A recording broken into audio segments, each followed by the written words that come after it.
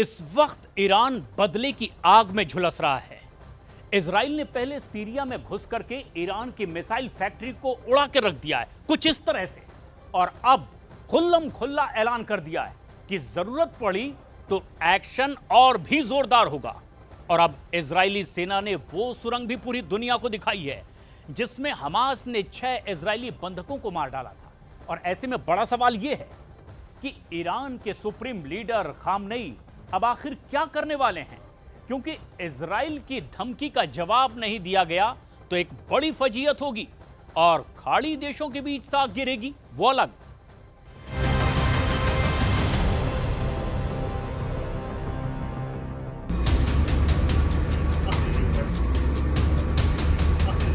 तबाही की ऐसी तस्वीरें पहले नहीं देखी होंगी।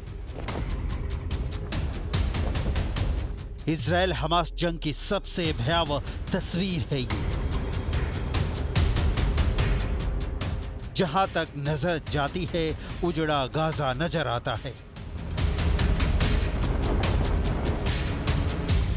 दक्षिणी गाजा की ऐसी तस्वीरें दुनिया के सामने पहले कभी नहीं आई थी। इजराइल डिफेंस फोर्स ने खुद ही मीडिया कर्मियों को इनविटेशन देकर बुलाया और यहाँ वो टनल भी दिखाया जिसमें हमास ने इजराइल के 6 बंधकों को मौत के घाट उतार दिया था।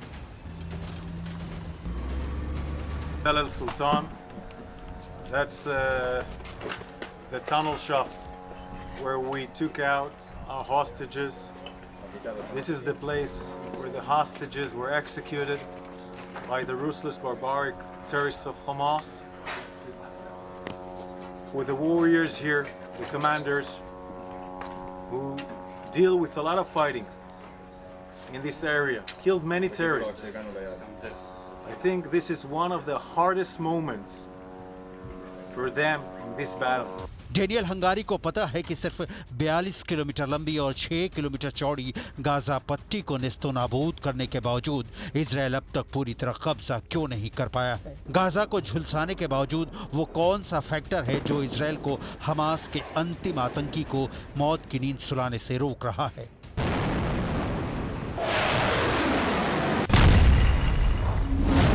क्यों नहीं इजराइल कर पा रहा हमास का सफाया? नेतन्याहू की कसम क्यों नहीं हो पा रही पूरी?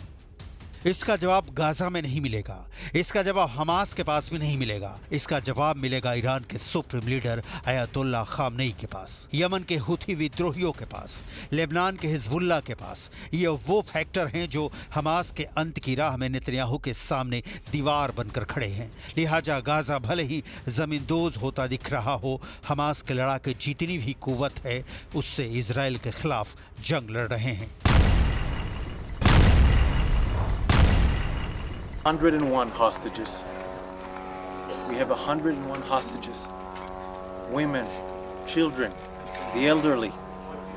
They are all in Gaza, being held by Hamas in brutal conditions like this tunnel. Horrific conditions. We need to do everything we can, in all means, to bring them back home. To bring them back home.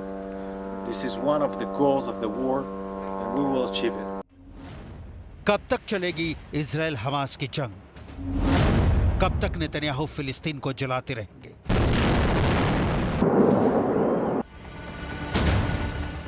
इसका जवाब America के राष्ट्रपति Joe Biden ने दिया है। Hamas Israeli युद्ध के बीच America Israel के साथ मजबूती से खड़ा है।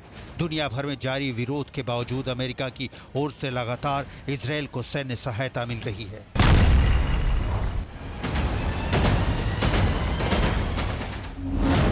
गाजा में जारी जंग के बीच अमेरिका ने इजराइल को $165 मिलियन यानी करीब 1384 करोड़ की हथियार की डील को मंजूरी दे दी है। हालांकि इजराइल को इन हथियारों की डिलीवरी साल 2027 तक होगी। अमेरिका के विदेश विभाग के मुताबिक अमेरिका ने इजराइल को हैवी ड्यूटी टैंक ट्रेलर्स के लिए $165 मिलियन के हथियार बेचने के समझौते को मंजूरी दे दी है। इसमें स्पेयर पार्ट्स और रिपेयर पार्ट्स के साथ साथ टूल किट, टेक्निकल और लॉजिस्टिक सपोर्ट भी शामिल होगा। बाइडेन प्रशासन ने इस समझौते को मंजूरी ऐसे समय में दी है जब राष्ट्रपति चुनाव को 2 महीने से भी कम समय बाकी है। अमेरिकी राष्ट्रपति चुनाव में गाजा युद्ध का मुद्दा काफी अहम है। साथ ही अमेरिका में यहूदी वोटर्स भी काफी अहम माने जाते हैं। हालांकि फिलिस्तीन समर्थक लगातार इजरायल को हथियार सप्लाई पर रोक की मांग करते रहे हैं। यहां तक कि डेमोक्रेटिक नेशनल कन्वेंशन के दौरान भी बड़ी संख्या में फिलिस्तीन समर्थकों ने इजरायल को मिलने वाली सैन्य मदद को लेकर विरोध जताया था, लेकिन इजरायल को लेकर बाइडेन प्रशासन के रुख में कोई बदलाव नजर नहीं आया है।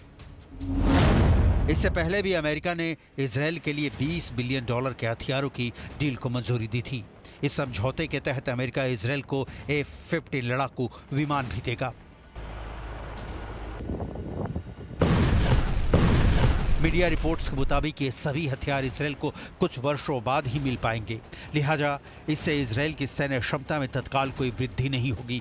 साथ ही इससे गाजा में हमास के खिलाफ 11 महीनों से जारी जंग पर भी कोई असर नहीं होगा। अमेरिका इजरायल को हथियारों का सबसे बड़ा सप्लायर है, जिससे दुनिया की सबसे तकनीकी रूप से कौशल सेनाओं में से एक बनाने में इजरायल को मदद दी है।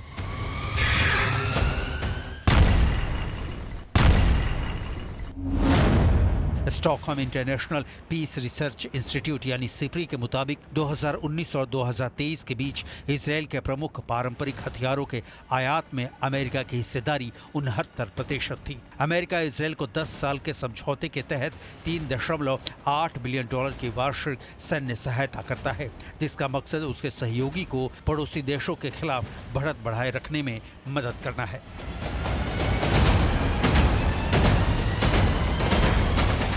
इजरायल में 1984 में स्थापित एक विशाल अमेरिकी हथियार डिपो भी है, जो क्षेत्रीय संघर्ष की स्थिति में अपने सैनिकों के लिए आपूर्ति की पूर्व व्यवस्था के लिए है। साथ ही आपात स्थितियों में इजरायल को तेजी से हथियार मुहैया कराना भी है।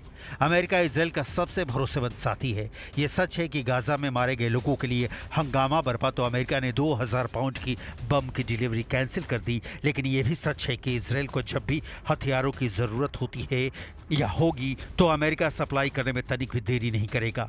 ये इसलिए नहीं कि इजरायल के हितों के प्रति अमेरिका संवेदनशील है, बल्कि खाड़ी में अमेरिका का अस्तित्व बचाए रखने के लिए इजरायल उसका सबसे भरोसेमंद दोस्त है। मतलब दोनों एक दूसरे के हितों के संरक्षक हैं। अब आते हैं इजरायल को हथियार सप्लाई करने वाले नंबर 2 देश जर्मनी पर।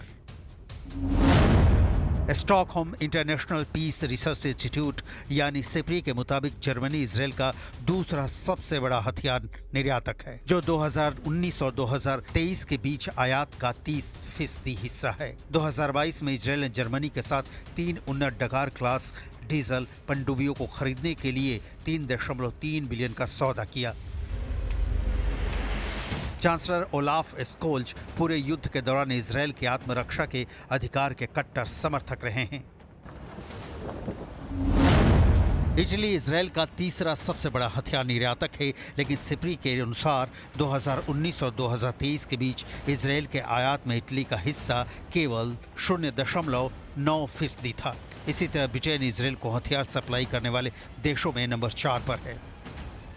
इजरायल का अस्तित्व हथियारों पर ही टिका है, इसलिए इजरायल ने अपने अस्तित्व में आते ही हथियारों का प्रोडक्शन बहुत बड़े लेवल पर चालू कर दिया था। यहाँ तक कि अपने नागरिकों के लिए उसने नियम बना दिए कि मिलिट्री में 2-4 साल नौकरी करनी अनिवार्य है। अब हालात ये हैं कि इजरायल के पास हमास तो क्या किसी भी देश से युद्ध करने के लिए पर्याप्त सैनिक और हथियार दोनों मौजूद हैं। लेकिन सवाल फिर वही खड़ा होता है कि इजरायल के इतने ताकतवर होने के बावजूद 11 महीनों से गाजा में जंग क्यों जारी है? इजरायल गाजा पर पूर्ण कब्जे का ऐलान क्यों नहीं कर पा रहा?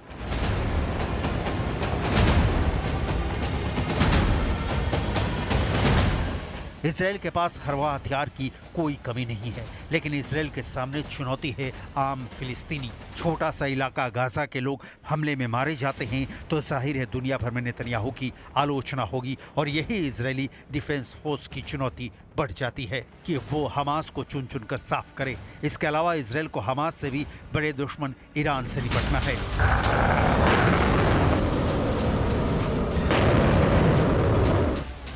सीरिया में घुसकर इजरायल ने जिस तरह से ऑपरेशन को अंजाम दिया है, उससे इजरायल की परेशानी बढ़ सकती है। ईरान बदले की आग में चल रहा है। ईरानी अफसरों को अगवा कर इजरायल ने ईरान को खुली चुनौती दे दी है कि वो हमास को मदद करना बंद करे, नहीं तो ईरान के घर में घुसकर इजरायल हमास के नेता इस्माइल हानिया की भी हत्या कर सकता है और सीरिया में घुसकर ईरान की मिसाइल फैक्ट्री को भी मिट्टी में मिला सकता है।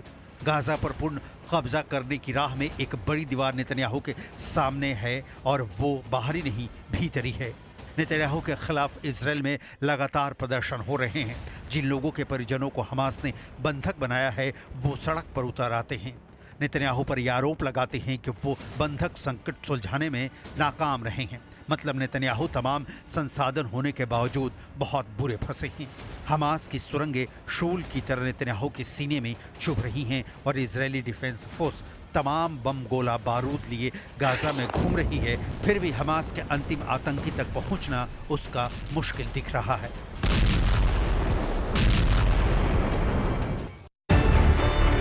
न्यूज़ 18 इंडिया चौपाल, एक ऐसा मंच जहां जब जब बात निकलेगी तो सिर्फ दूर तक नहीं बल्कि दुनिया के कोने कोने में जाएगी, क्योंकि इस बार बात होगी भारत के वैश्विक महाशक्ति बनने के लक्ष्य पर। सरकार, समाज, सेलिब्रिटी और स्पोर्ट्स स्टार्स के साथ न्यूज़ 18 इंडिया चौपाल देखिए सिर्फ न्यूज़ 18 इंडिया पर।